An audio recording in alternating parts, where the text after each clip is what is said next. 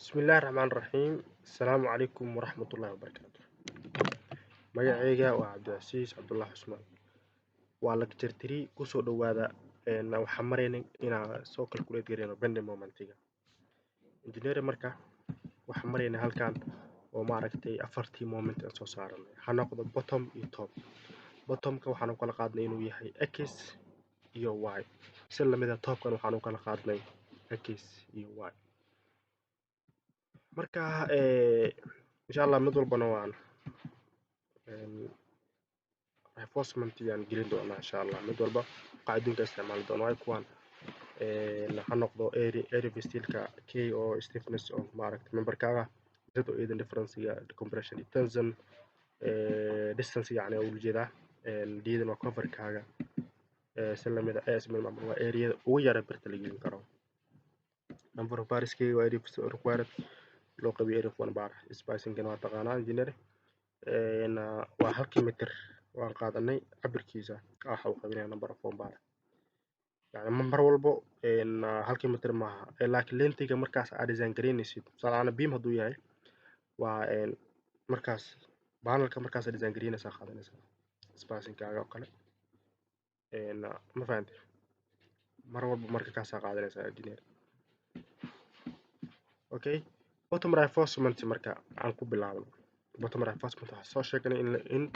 x direction iyo y direction ay yihiin marka waxaan ku hormaraynaa in x direction marka momentaha aan qaadan doono engineer marka momentaha aan ku shaqayn doono wuxuu noqonayaa 8.6 sababtoo ah in x direction isaga noo soo baxay okay d-deena marka d-da haddaan soo raadiyo d-da heightka waxaa haystaa 150 waxaa haystaa 150 haystaa oo millimeter ah coverkaagana waxaa haystaa 20 haystaa engineer haddii laga sii jaro birtaadan oo ah 10 loo qaybiyey 10 loo qaybiyey 2 waxaa meesha kaaga soo baxaya 125 d-daada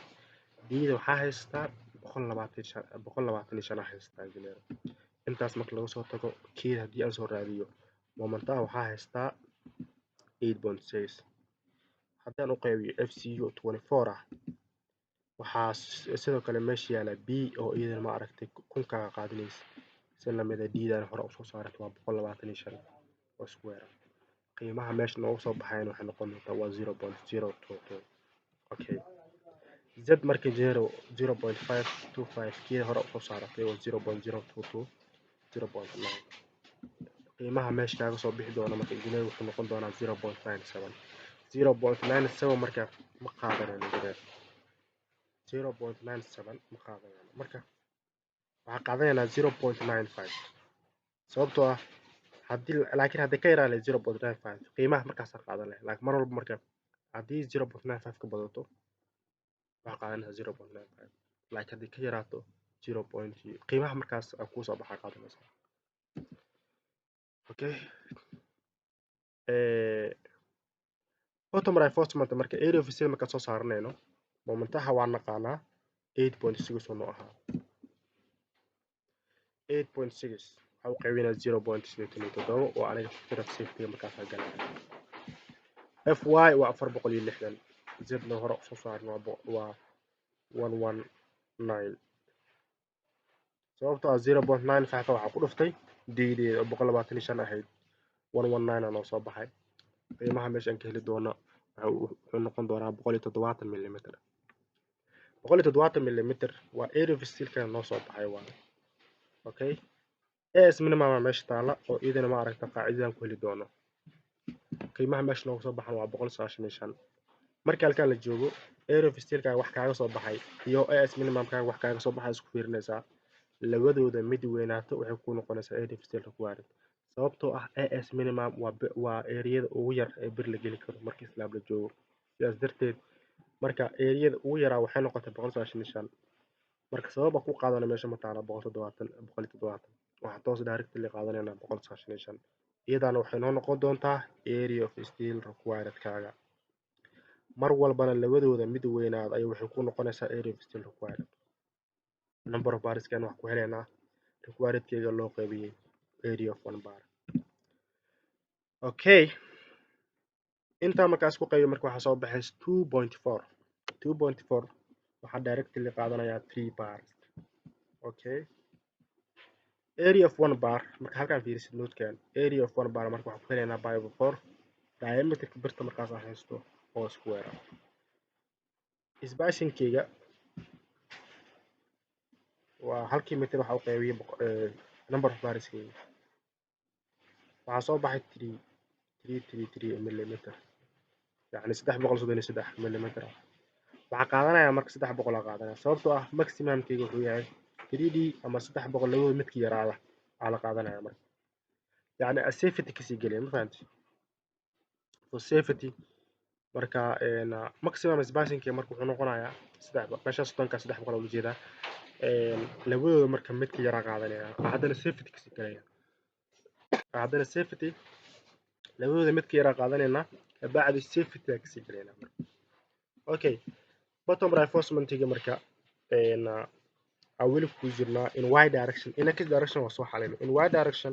wadadii hore ma mareyno laakiin kaliya waa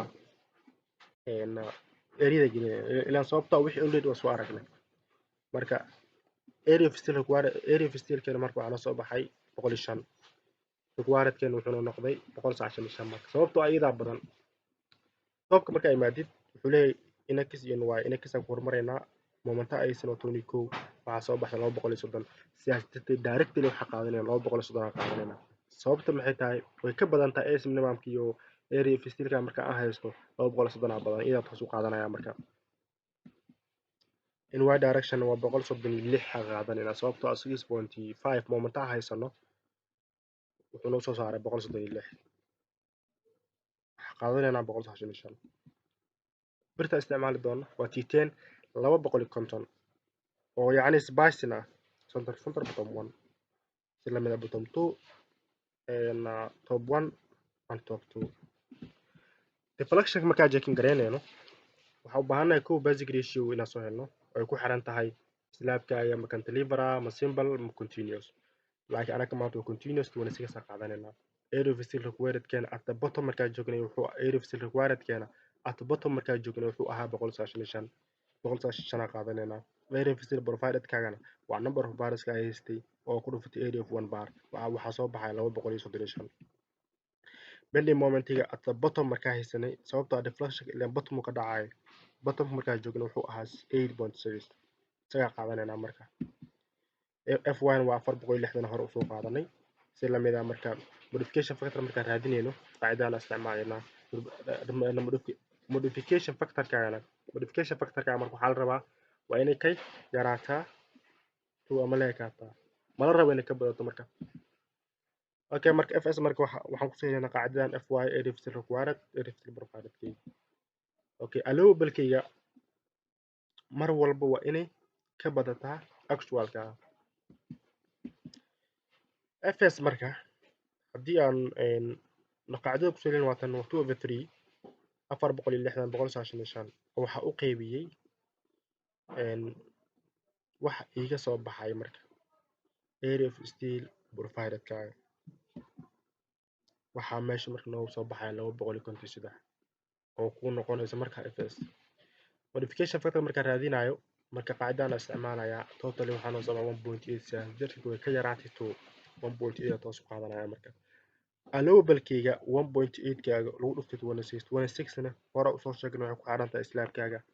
simple cantilever ama continuous waxa uu yahay oo ku soo heli doontid bs-ka waxaa noo soo baxay 46 sidaas darteed allowable-ka waa soo helay actual-kaygana marka qaacidana ku heli doonaa waa isbaamkaaga loo qaybiyay 125 waxa u jeedaa diida yani mar 125 ma noqonayso isbaamka mar 4 kuma noqonayo laakiin waxay ku xiran tahay isbaamkaaga hadba cabirku yahay diidaada intay tahay ay ku xiran tahay haddii aan isku qaybiyo waxa ii soo baxay 32 sidaas darteed slab-kayga waa safe sababtoo ah allowable-kayga ayaa weynaaday waxaana yaraaday actual-kayga mar walba waxaa la rabaa actual-kaaga inuu bato allowable-kaana inuu yaraado ayaa mar walba marka loo baahan yahay sidaas darteed marka deflection-kayga wuxuu noqday okay yani slab-kayga wuxuu noqday safe next waxaan detailing gareyn doonaa insha allah slab-ka oo aan maaragtay bottom 1 bottom 2 waxaas oo dhan macluumaad fara badan ka bixin doono insha allah next video inta ku kulmayno assalaamu calaykum waraxmatullahi wabarakaatuh aad u mahadsantihiin